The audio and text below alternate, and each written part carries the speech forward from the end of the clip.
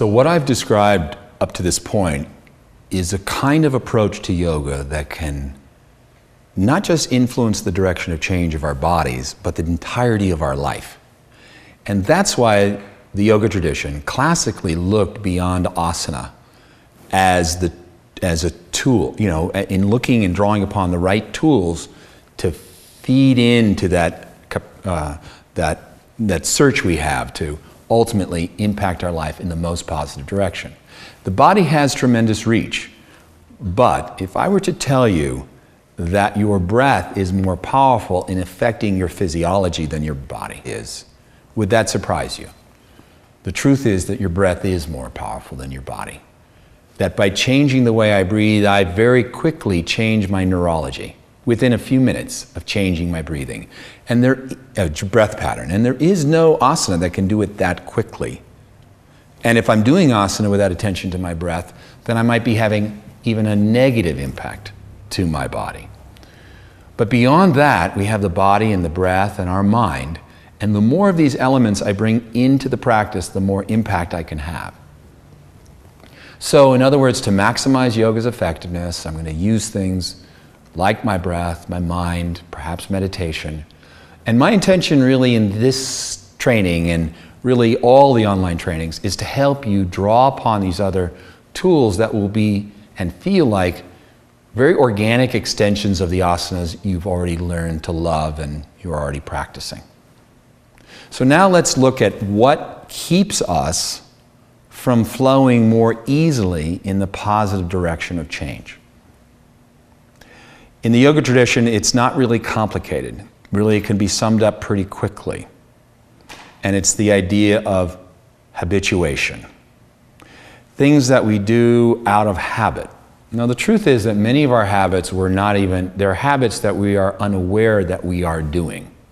I'll give you just a very simple example. So, brushing your teeth.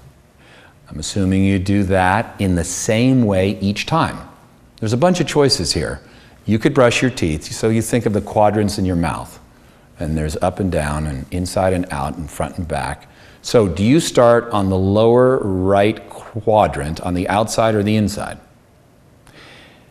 Do you start on the left? Do you start above? Now, it's fairly arbitrary, and as long as you get to all your teeth, it won't matter very much. But the point is, why? Why do you start there?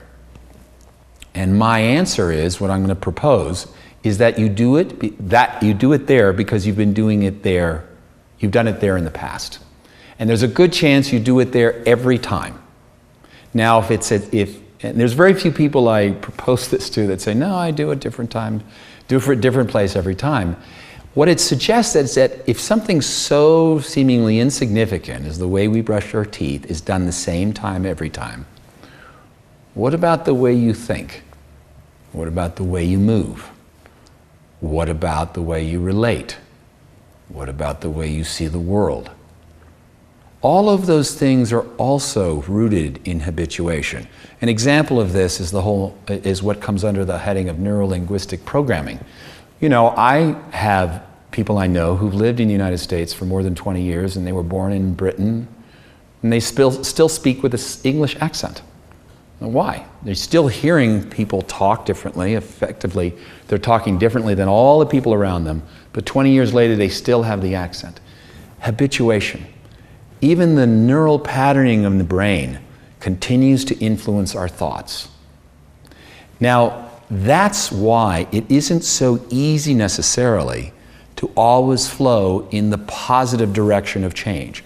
We stay stuck, even unconsciously, in a pattern that holds us in this place that keeps us from flowing in a positive direction. And what's more is when we start developing patterns around negative thoughts, negative behavior, negatively impacting postural effects. So people can sit with the shoulders rounded and unaware of it. And in fact, after a time, if you've done this long enough, it's uncomfortable to sit with your spine straight. So again, we go to this basic core idea, since fundamentally there is the possibility of always changing. Now that's interesting because I just said, well, if you get this pattern, you stay stuck there. But that's a form of change. You actually are more becoming deeply rooted in the pattern. So effectively what we're trying to do is change that patterning and bring awareness to it all. This is where the approach to yoga outlined in the tradition can really serve you. The idea is that we break our cycles. We break these patterns in the body, in the mind, in the breath by introducing new ways of moving. And instead of thinking of asana as a form in which there's an ideal picture, there's something specific I want to achieve, and it looks like that picture there. Instead, what the yoga tradition is going to teach us is that we want to use asana as a way of understanding how we move through space, how I occupy space at any given time, and what's a better way of occupying space. It's really quite a different idea than I just want to somehow push myself into some perfect alignment, or perfect form or statuesque version of a pose. We're going to use the pose, but we're also going to use the breath and movement into the posture as a way to educate ourselves, increase our awareness about ourselves, to see if and which patterns are helpful and which are not. Okay, I hope that makes sense. Now, one of the thoughts we have is that, and this is really somewhat a-traditional, if you will, maybe less what you've been taught, and this might be a new thought.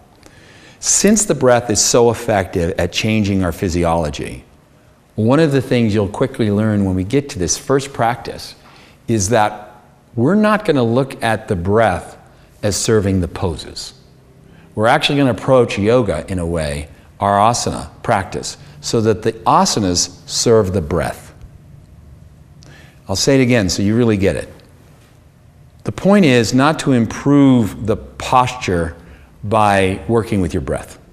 The point will be to improve the way you breathe by working with the pose.